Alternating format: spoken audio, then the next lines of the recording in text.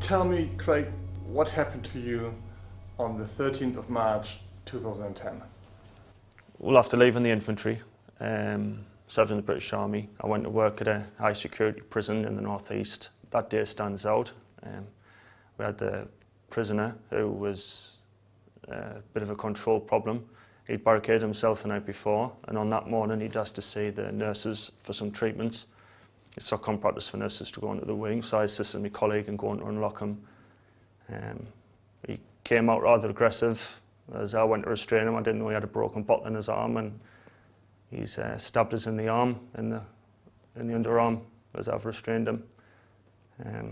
Instantly I knew that something was wrong. The blood came gushing out at a really rapid rate. So I made a beeline for my wife. She was a nurse on the jail, and I made a beeline for her.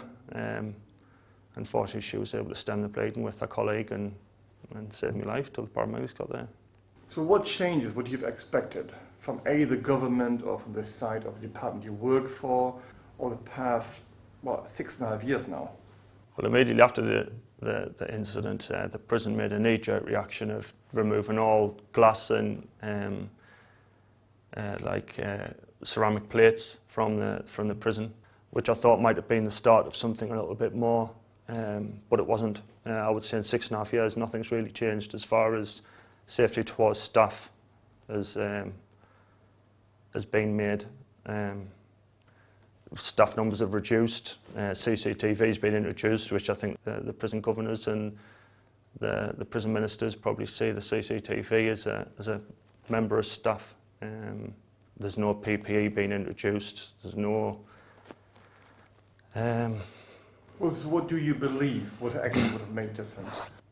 I would say, me personally, I would say that more money's got to be spent on giving the prison officers correct protective equipment, stab-resistant clothing, slash-resistant clothing, things like that. I'm not saying it's going to be a deterrent, but I certainly know if I was wearing it that day, my injuries wouldn't have been as severe. I might have even returned back to work. So looking back now, 6.5 years later, a bit of a reality check now, what do you think actually has happened that actually makes a difference to the safety and the well-being of your previous colleagues and the prison officers and correction officers around the world? Nothing. From still speaking to staff, to friends and family who work in the prison system, they've made cuts to staff. They've brought in staff on less pay. Nothing's really changed for the better in the prison system as far as protection for staff is concerned. For me, it's really strange in my head that police officers who do an 8-hour shift and actually only work 20 or 30 minutes dealing with a criminal during potentially an arrest scenario, they have to wear body armor, they have to, more or less by law.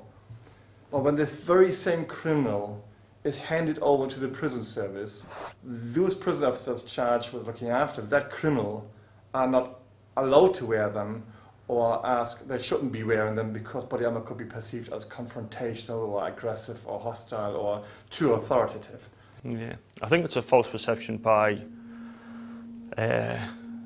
prison ministers, by probably some governors, by the public, that once these dangerous individuals, these terrorists, these armed robbers, the people that are in for seriously violent crimes, once they get brought into the prison system, that suddenly the risk of them becoming a threat to anybody decreases, where it's really not the case.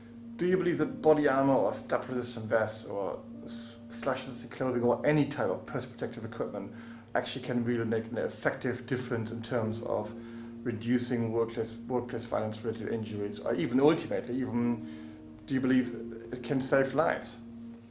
Yeah, I mean, when I was trying to bring this up with the prison ministers and governors, they were trying to tell me that the introduction of stab-resistant clothing or slash-resistant clothing would maybe have an increase tax on staff.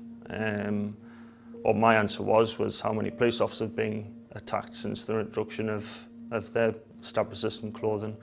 And I doubt that's increased on police officers. And there's a place for CCTV, there's a place for the alarm bells and everything like that, but I think there's a necessity for staff to be issued with slash-resistant clothing, stab-resistant vests for their own safety, because it will save a life. If I'd have been wearing something like that on the day that I was attacked, I was stabbed, I fully believe I would have returned back to work, and my incident won't be the last incident in the prison service.